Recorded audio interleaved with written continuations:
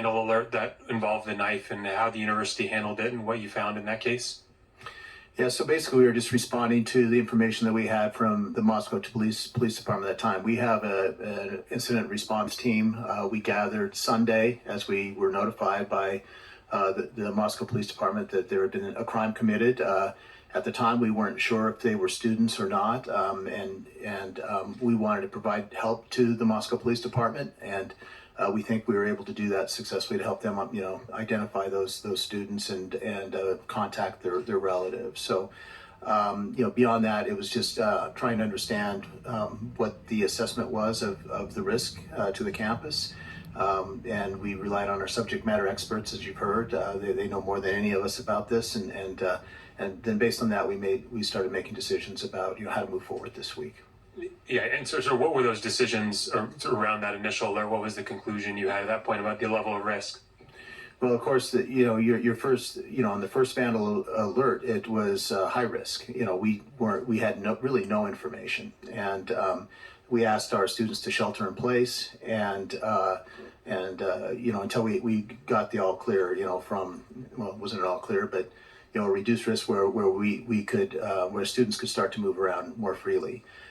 We had people sheltering in places like the library, and the Pittman Center, and places around campus, and we didn't want to keep them there all night if we didn't have to, and so as soon as Moscow Police Department determined that it was safe for them to begin moving around but be vigilant, we sent the other vandal alerts. Yeah, my apologies. I was referring to the earlier vandal alert involving the threatening with the knife that happened in September. Yeah, you want to respond to that? Thank you, Blaine.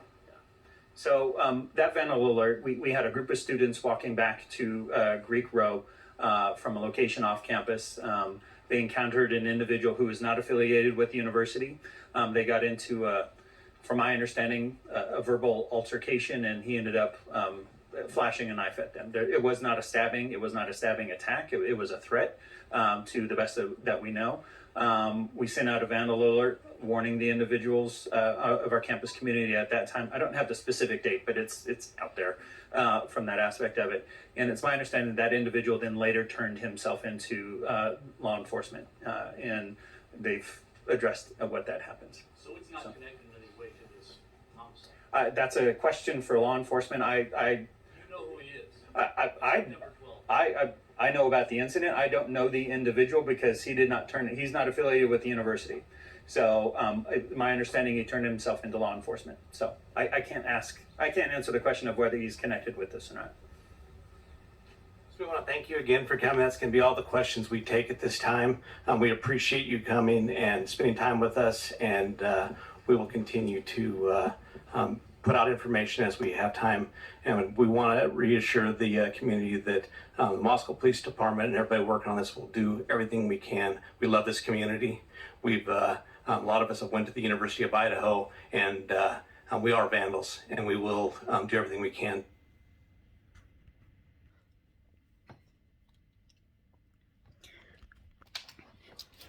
Welcome back to my Mental Health and Crime channel. My name is Hoodie London. I'm a licensed cognitive behavior therapist, that's a CBT therapist, and a licensed mental health counselor.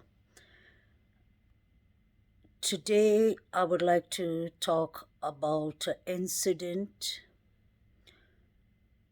that happened in Moscow, Idaho. This happened on Sunday afternoon, around 3 o'clock in the afternoon. Law enforcement were called to a certain address that is near the university campus of Idaho. Before I start just talking about this case, I would like to start by saying this is for entertainment purpose only. And I would love to thank my subscribers, all my subscribers, my new subscribers, and my old subscribers who've been with me since day one. I have a small family channel. We discuss mental health and crime here. I really appreciate each and every subscriber and viewer. I enjoy the beautiful, kind, respectful, mindful, decent comments that you leave behind on the channel. Some people, few people just leave comments that aren't that good, but I thank them too because we can agree to disagree in a respectful manner. That is the most important thing. I believe we all are here for the same purpose, to get justice for victims, to find missing victims, both adults and especially children. We are also here to learn from each other. That's the main thing. That's what I always believe.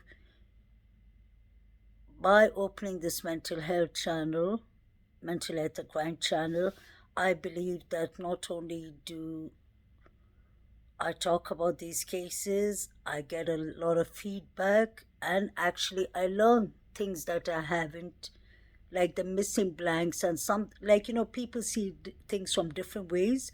So it's not always that one person is right. I do my research.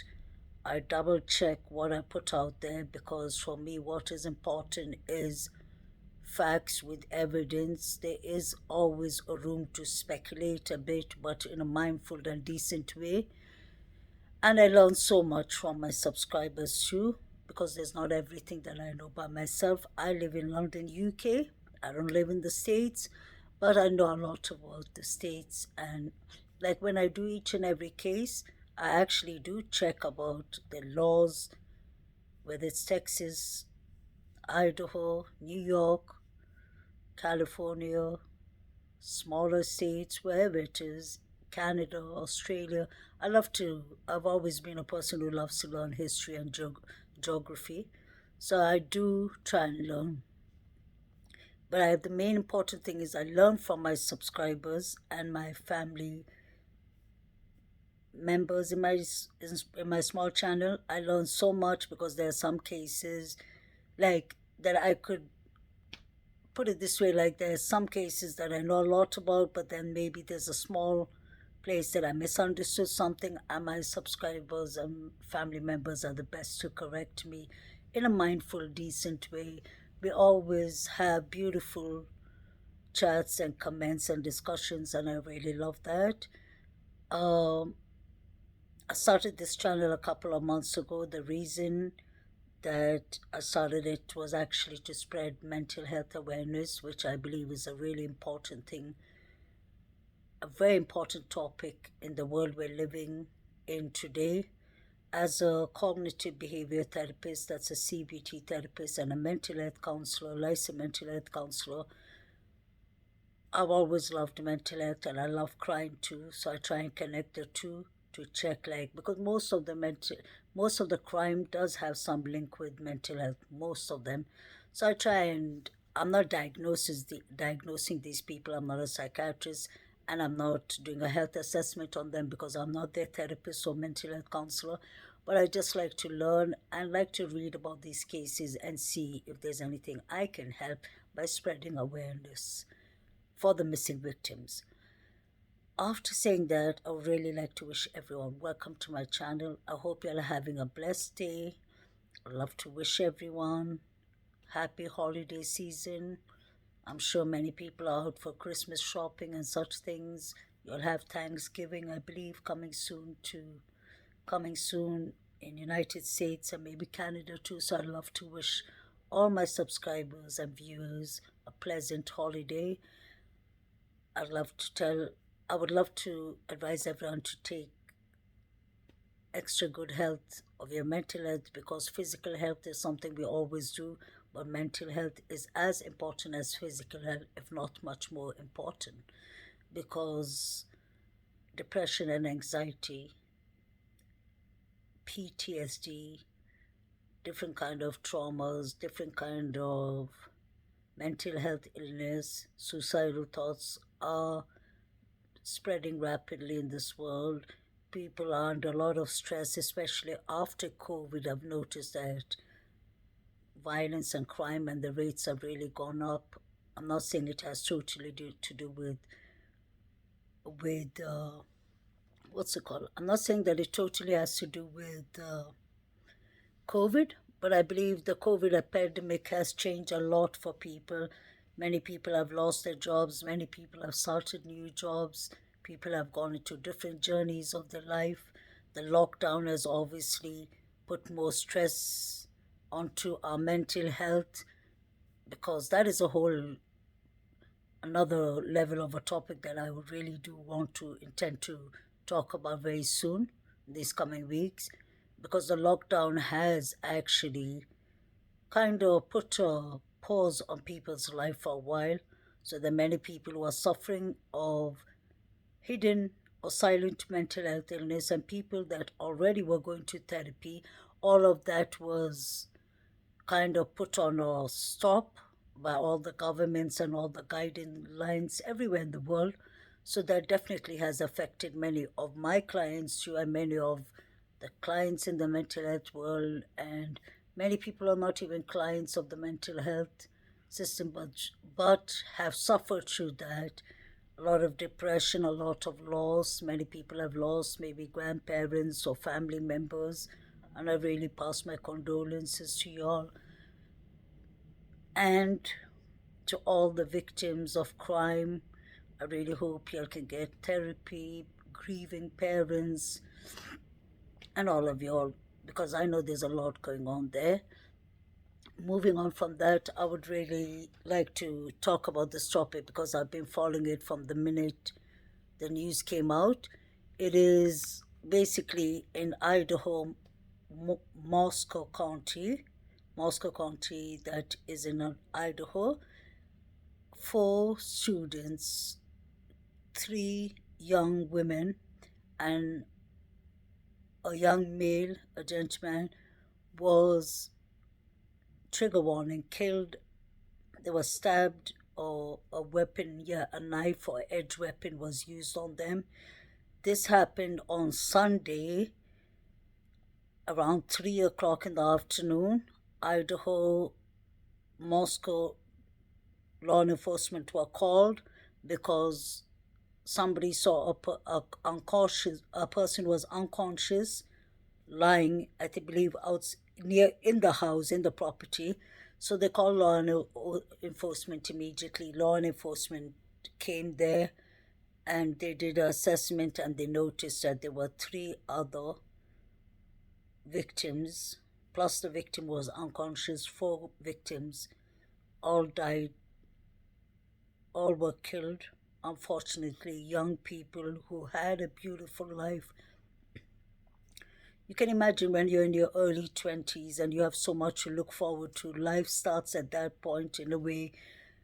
Going to university, living in near the university campus, it's all an experience, a part of what most of us have gone through. I'm sure these students knew each other for a while. At least 2 of the girls were best friends from they were 6 years old, or from the 6th grade, and the other 2, the other girl and boy, were dating. They were in a relationship and they'd known each other for years.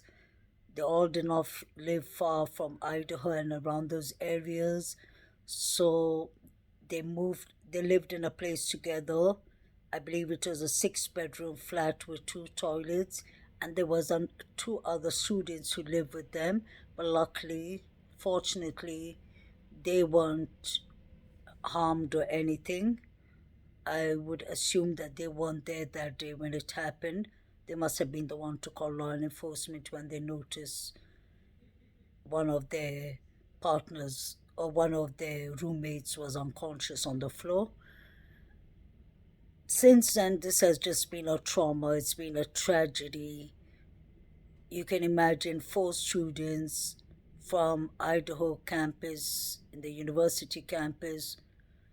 This was a massacre. I hate to say that word, but let's be honest. 4 young people getting killed in that manner. It brings a lot of questions. Did they all die at the same time? Did they know the person? Because there's no suspect that has still been taken or been arrested. So it leaves people very uncertain. It leaves people very anxious. And you can imagine it's just like I wouldn't want to say the word, yeah, but it's just a trauma in itself, because usually when murders or when killings happen, you expect law enforcement to have some kind of suspects, or at least have some kind of motive. Or at the start, law enforcement said that it was an isolated incident, but now they're not very sure about that. When it happened, like you heard the school, what's it called? I think it's the principal and one of the head of the schools, I think, yeah, school council or something, talking about it, and they said that they asked all the students to shelter themselves because they did not know what was happening. They just heard of 4 students of theirs were killed. And I hate to say this, but there was even blood, trigger warning, dripping from one of the bedrooms behind the block. So it had to be a very traumatic scene, and I can imagine how traumatic it could have been for the person who called law enforcement, or there were 2 people who called law enforcement. I expect it would be the other 2 roommates. Allegedly, the information that we're getting, or it's not allegedly, that's what they said in the press conference, that 2 of the 2 girls with blonde hair, the 2 best friends. I played another small clip before. Y'all must have seen that it came on Twitch, that they were out getting food, and then apparently they went to a bar, and they were out till 1:45. They came home at 1:45, and the couple, one of the boy was a triplet. He has a sister and brother, and then you have the other one, the other girl, his partner. They came home at 1:45 too. So law enforcement said that their house, there was no force of entry. So we still do not know. Like, this is the facts that we have, and an edge weapon was used, like a knife. But I just wanted to say what my thoughts about it is, since I've been following it since Sunday. I have a couple of thoughts about this. It could fall out in any way. I personally believe that for the door not to be locked, it could have been that the 4 victims went out in separate ways. So maybe 2 of the victims came in first, and maybe the other 2 came in later. Maybe they forgot to lock the door. That's a very good possibility. And like you can imagine, 2 of them went to the bar and 2 of them went to a party in the campus. So obviously, they must have been chilling and drinking a bit and all. So things can happen quickly that you forget to lock the door, or you expect sometimes, like, just say, when there are 4 people, you will be thinking like, oh, the last person that came in would definitely lock the door. And maybe they've been living there for a while, so they know that it's a safe neighborhood, or they didn't expect, obviously. This was so unexpected.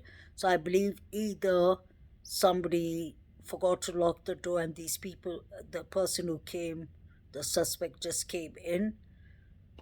But besides the door being open, I would personally think that somebody must have been watching these victims. I played a clip before that you see the 2 girls getting themselves taco, and you see this guy with a hoodie, and even the reporters were asking the police if they were aware of that, and the police said yes, they're checking through that. You can see, because what I found strange about that guy is, you can see it in the clip that I put in, that he had on a white hoodie, a brown leather jacket, I believe, or a brown jacket, and he had on a cap under his hoodie. What I noticed is, like, this is my personal opinion, but at the same time, as a CBT counselor, as a cognitive behavior therapy, we really watch things, kind of, and it's not only how people talk and what they say and all, but we've been trained to watch behaviors and how people look or act. And one thing I noticed about the guy is that he came right after them, but he wasn't with them. So in a way, it looked like they came together. Many people were standing in queue and people were standing outside and talking and all. It was quite loud. So the video did not have sound. You could just hear people like loud talking and all if you check the proper one into it. But you can't hear completely the conversations or what's going outside. But then you see the two blonde girls coming, the two friends, when they come in, the guy is walking right behind them. And then he just stands and he's standing for a while by himself behind them. And it doesn't look like they're together at all because you can see that like he's straightening his cap and then he's putting his hoodie on. And like, you know, when you put the cap towards front of your face so that like it looks obviously like you don't want to be recognized or you don't want the camera to see you. That's the impression I personally got. Then he's standing there for a bit, but what things I was noticing is he didn't order food. He did not come up towards the cashier. So why would somebody just come, stand there with their hoodie and cap, hiding themselves kind of, and just looking around? But he was paying attention mostly to the girls. And then you see this other guy coming. This guy was a bit, yeah, because this guy was slim. And then you see this guy who's a bit, yeah, a bit chubby, who comes and he's talking to him. So I don't know if he knows him through the campus or if they were just making a conversation. You could see that they're standing and talking, and then you can see the girls are ordering some food. One of them is smoking a vape. The girls are taking a picture. One of them is taking a picture of the other one while she's getting her food, while the food is being handed to her. And you have to keep on following the guy's movement, the guy behind with the white hoodie. He's a white male, white hoodie, brown jacket. I'm not saying that he is a suspect or he's not being pointed out as a suspect, but many people have found him to be kind of strange. And you do notice that he's the one who looks kind of very strange from the whole, or from, not the whole, but from all the people standing there, from the whole crowd, yeah. And then you see when the girls finish and when they get their food and they walk off, you see him and the chubby guy that he's talking to, like he puts out his hand and points towards them, literally. And then he walks the other direction because they go to the left behind the building and he goes more straight downwards. But then when you look at it, I was watching, you can see that he can actually do a U-turn and go back where the girls are. It was just, I really believe that something is there. Anyway, the guy needs to be questioned. I'm sure they're doing, law enforcement know their skills because that behavior wasn't normal at all. So I believe that somebody could have been following either these two girls or the guy and his girlfriend. Somebody must have followed them home. Somebody must have noticed that because see, let's be honest, after the girls ate, apparently they went to a bar or to a pub. They went to a bar. So they must have been sitting and chilling and talking and drinking and whatsoever, listening to music. These are young university people enjoying their night out. And the other couple went to a party. So obviously, I'm not saying they all were drinking, but there could have been drinks there, obviously, most likely. And then they must have come home. Somebody thought that the other one must have locked the door.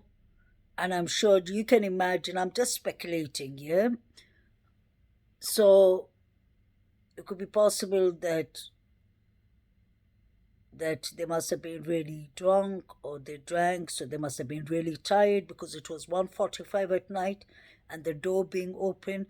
So I'm starting to wonder if that guy who was watching the girls followed them back or somebody followed them, came in, must have waited for them to all doze off, and then he must have started attacking them. Because let's think, to attack 4 people at the same time during the night,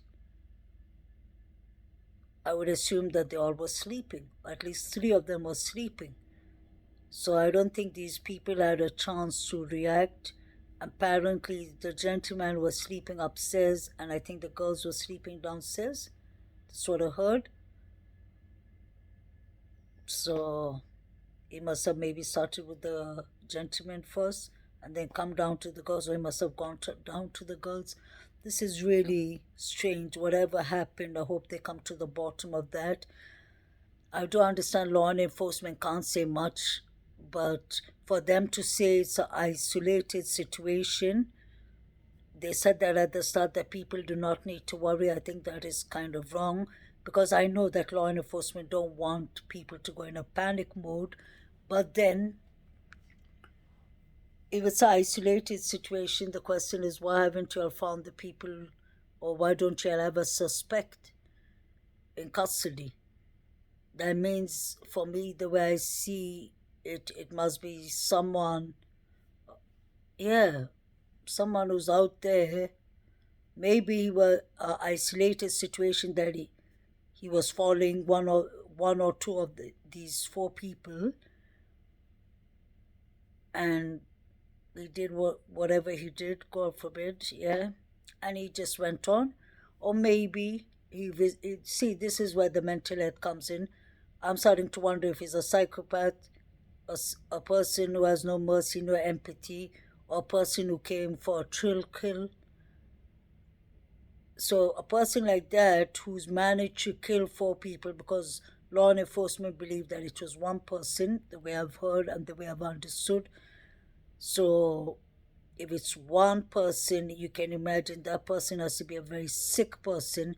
It has to be a psychopath, I'm really sorry to say, because he has no empathy and no remorse for him. Because just say, if it was I remember the mayor of Moscow saying that it was maybe a killing of passion. You can't kill 4 people out of passion, I doubt. He could have been stalking the girls, the 2 girls in the taco place, or somebody could have been stalking the other 2 couple. Something is not right here, but for the person to have killed 4 people at one time is psychopathic behavior. That is not a normal person, because the person has no empathy, no remorse, is not scared, and that is a typical psychopath behavior. That's a serial killer. Going and killing 4 people at one time, trigger warning, you have to have some mental health illness linked to that, definitely. But then what is interesting is, that's the reason I played the first part of the recording. In the press conference, I played the end for a certain reason. Apparently, on the 12th of September, there was a guy in the campus going around with a knife, waving a knife at the students, and they put out alert. This university put out an alert to all the students to be aware that there's someone with a knife, waving a knife. You heard the university chief said that law enforcement came and they took the person in custody. They don't know more after that. What is interesting is how law enforcement immediately shut down the conference and said, yeah, that's it, we're not answering any further questions. So I'm starting to wonder, is this just a coincidence, or was the person who was running around with the knife, did law enforcement, this is my speculations, did law enforcement on the 12th of September, did they take him in for questioning? Did they give him a warning and let him go? And did he come back and do these things? He must have been stalking the place. He must have been stalking the neighborhood.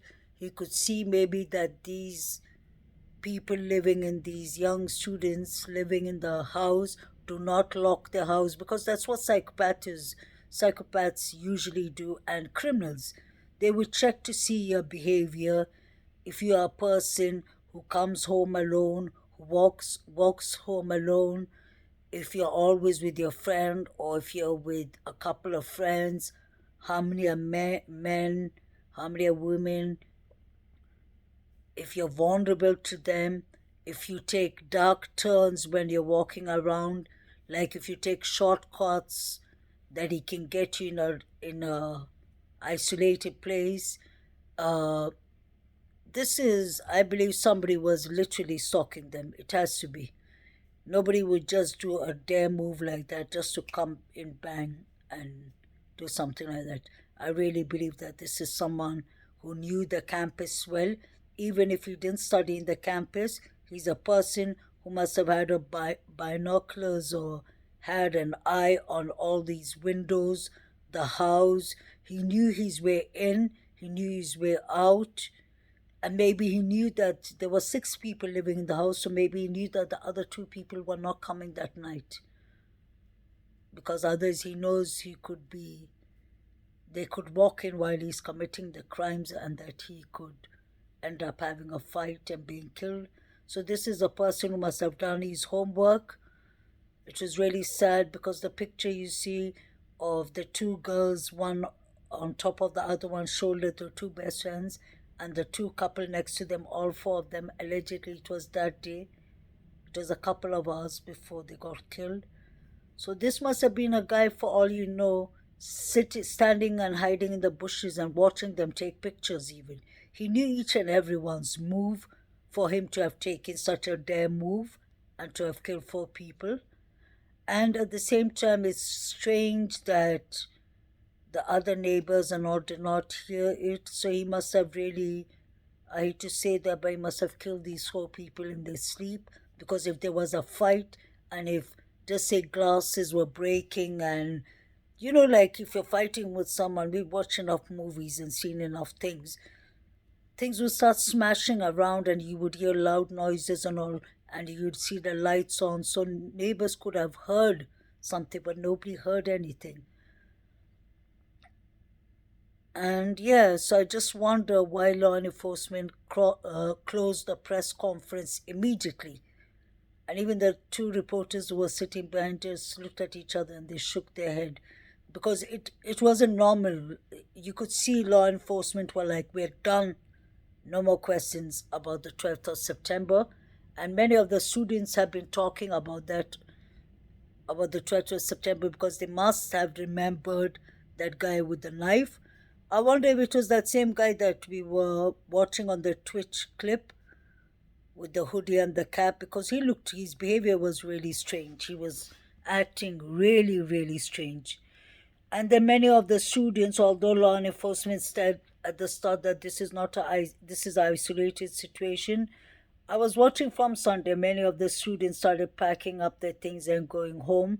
I know it's the Thanksgiving break, so many of them must have decided just to go early because they don't have the suspect, and that's terrifying. If you don't have a suspect, that means, let's be honest, there's a killer out there on the loose. You can't take the chance. If he's managed to kill 4 people, what makes the other people think that they're safe? So this is a person who is a psychopath, because he has no mercy, he has no empathy. Killing 4 people isn't a joke. Killing 1 person isn't a joke, but killing 4 people and walking away like nothing happened. And then the next day, he must have done it very silently. And a person like that, I really hope law enforcement catches them quickly, not only for justice, but they're in danger. They're a menace to society. That is literally a serial killer out on the loose. So I don't blame those other students for running home or driving back home, and some of them, their parents came and drove them home. God forbid, if it was my daughter or my sons who were in the university and this happened, I would have been the first one to go there and pick them up and take them home and put them in counseling, or maybe counsel them myself. But what I'm trying to say is that is not, as a parent, that is something I understand. Some students decided to stay there because they have the midterms and the exams, and also they decided to stay and do their things at home, but then stay in the school campus. But I would have been, if I was a parent, I would have forced my child, although they are grown-ups, I would have come and literally dragged them taking them home, because still the killer is caught. Because if law enforcement don't have enough information, that scares us more than, because see, law enforcement is a very important tool. I understand they can't be everywhere at the same time, but when you see that law enforcement don't have much information to give out and look shocked themselves, and the mayor saying that it's a crime of passion, then it does make it a serious case. Then I wouldn't have trusted law enforcement or the military or the senator or the president. Even if the president came out and said, no, it's an isolated situation, I still wouldn't have believed it until I see an arrest made and find out what was the motive. Because this doesn't look like it was an isolated incident. Because if this is a psychopath, he could just come back and wait for the next chance. Because some people who suffer of antisocial personality disorder and serious criminals could think that it could be, God forbid, a thrill kill. You could be thinking, yeah, I got away with 4. Let me do 2 or 3 more. Although he knows that law enforcement are watching him. But the funny thing is, even if law enforcement are watching the area, he could be one step ahead and watching them. Because he managed to do 4 killings just now.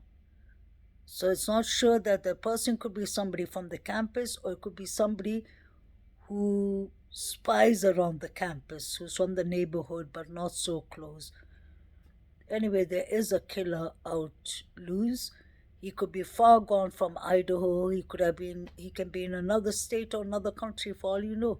It's been 4 days now.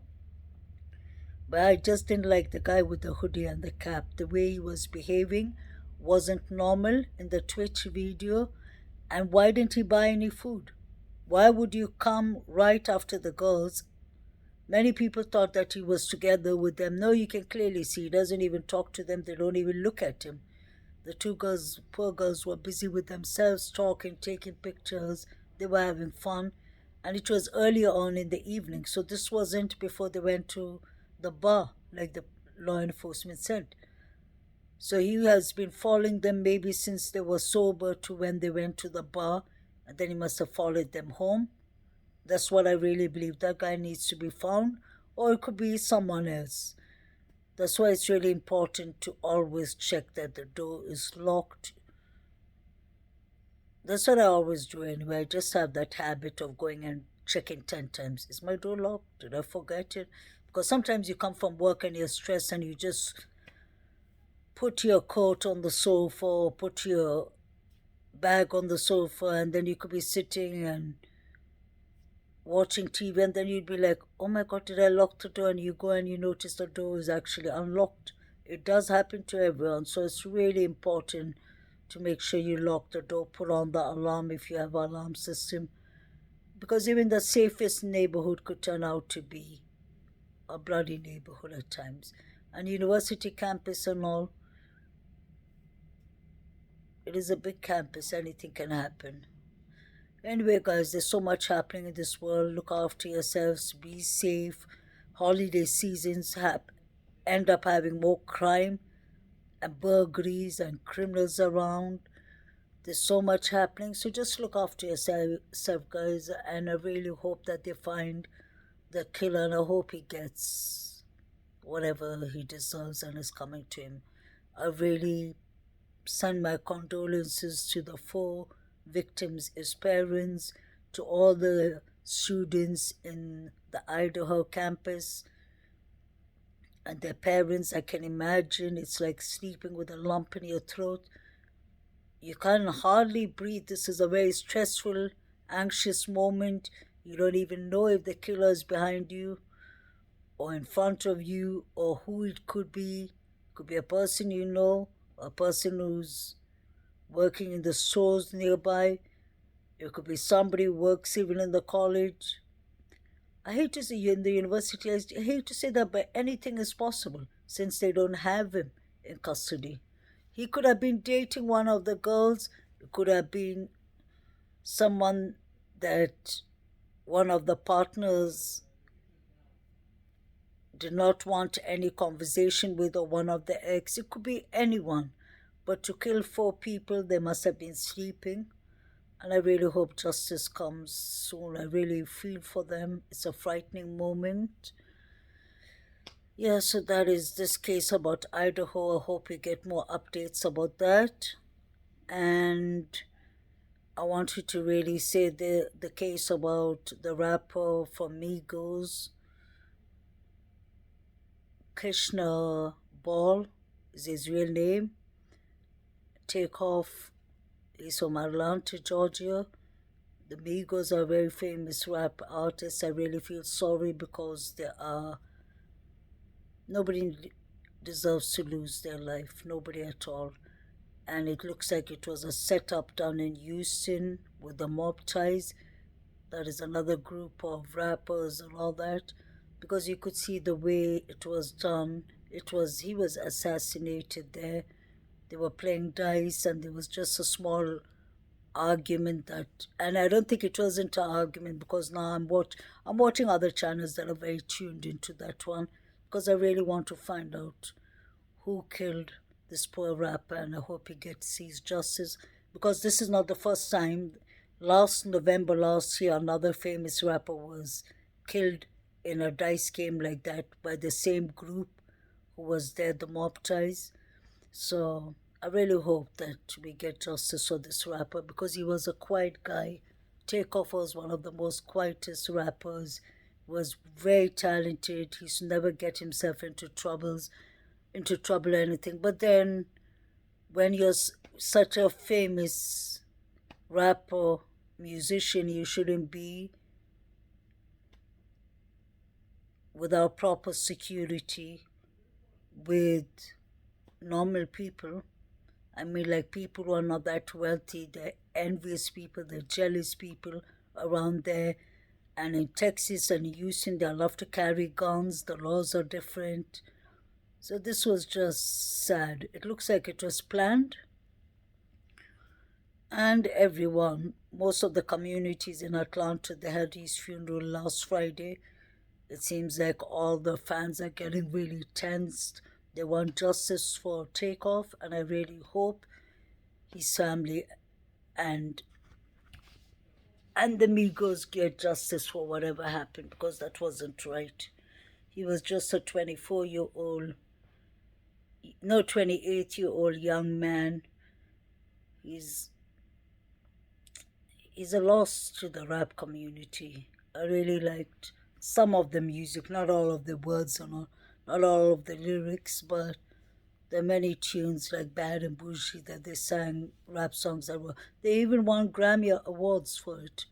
So it's just sad. It's a really sad situation that there's so much gun violence in certain communities and all. And it's just sad. So I hope that is another case that I've been really following. And then you have this Idaho case that just came on Sunday that is really horrible and sad, and I can just feel the pain of the 4 parents, of all the parents of these 4 students, families, friends. And actually, guys, there was a young boy in North Carolina who's 9 years old. His name is Bentley. He was reported